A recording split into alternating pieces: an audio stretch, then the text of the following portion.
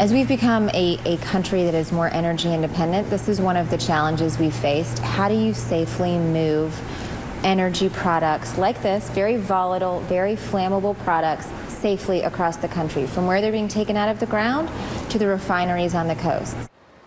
That was Sarah Feinberg, the acting administrator of the Federal Railroad Administration, speaking in February at the site of an oil train explosion in West Virginia that led to the evacuation of hundreds of people.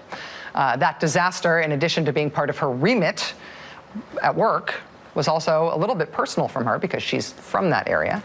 Administrator Sarah Feinberg joins us now on set. Thank you so much for being here. I appreciate it. Thank you for having me, and thank you for all the reporting you've been doing on this for a long time. I wonder what it feels like, as the head of the Federal Railroad Administration, I wonder what it feels like to see that footage of all those trains blowing up. I mean, obviously, it's your job in part to fix this. Do you feel like you have a grasp of why it's happening? Is it just volume, or are we doing something wrong?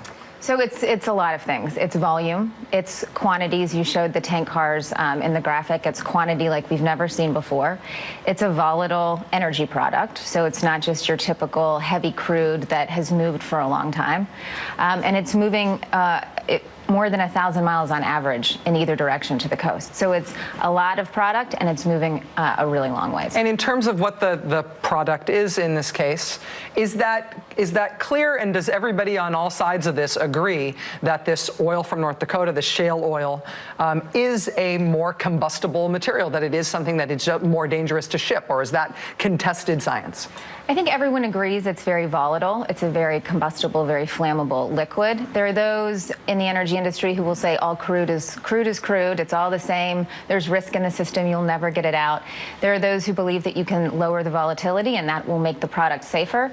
Right now, it's an ongoing debate. The Department of Energy is teaming up with the Department of Transportation to do a bunch of research to figure out.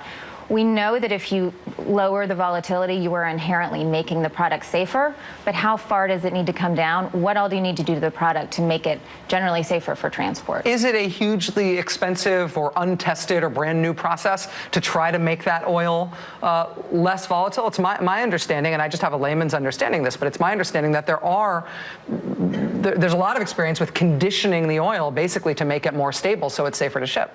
So I'm not an expert on physics and taking volatility out of products and taking light ends off of products, but it's done in Texas. It's done elsewhere before it's put into pipelines and before it's shipped.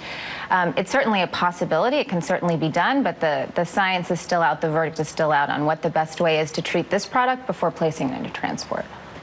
I wanted to play that footage from you at Mount Carbon, in part from that spill and that explosion, in part because there weren't a lot of reporters at that site. There were my hometown reporters. Yeah, and it was a lot of these things. Some of these things happen in the middle of city center. Some of them happen in the middle of nowhere. In a lot of cases, it's very hard to get footage of what happens. Having been there in the immediate aftermath of that, can you give us some sense of how big a conflagration this is? Are local fire departments just really outmatched when these things blow up?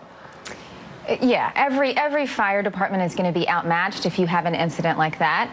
If you have a smaller incident, then firefighters have a chance. But the reality is this product is explosive. It reacts very violently.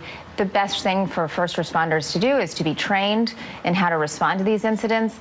In Mount Carbon, for example, the Montgomery Fire Department did exactly the right thing. They got everyone out of the way. Right. They didn't try to treat the fire. They didn't try to put it out. They got everyone out of harm's way, which is exactly what they should have done. They're doing harm reduction. They're not stopping the problem. They're stopping the harm it's causing. You're evacuating. You're trying to buy time. The energy industry is literally the most profitable industry in the world.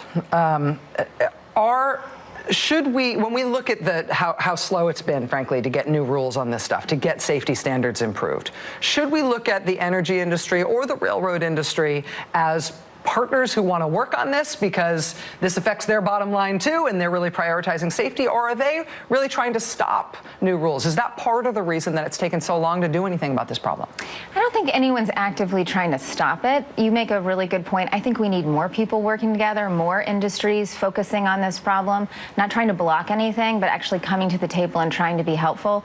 Look, the rail industry has taken a bunch of steps in recent months, mostly at our urging at the Department of Transportation Okay. urging more inspections, more braking systems, slowing trains down, down, speed restrictions. Those are good steps in the right direction. I think they're at a point where they are welcoming new rules. They want the rules to come out. I think, frankly, we're hearing the same thing from the energy industry, that they are welcoming new rules and they want a new tank car standard too. And honestly, when there can be a new federal standard and it applies to everybody and everybody knows what it is and everybody knows what the time frame is, it eliminates any competitive disadvantage that anybody could have in the industry for being more compliant or more safety conscious if everybody's got to abide by the same rule. Well, that's right. But it's also, the rule is not going to be a silver bullet, right? So we're all very focused on the rule. I'm anxious for the rule to come out. I think everyone is. That said, it's important to remember when the rule comes out, it still has to be implemented, right? Yeah. So it's not going to come out on a Monday and solve the problem on a Tuesday. That's why we continue to look at everything that we can do, emergency orders, safety advisories, steps we can take in the short term to keep our eye on the ball and make sure that we're making this as safe as possible.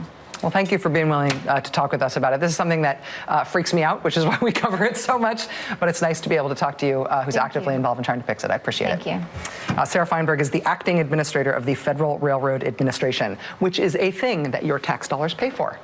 Aren't you glad?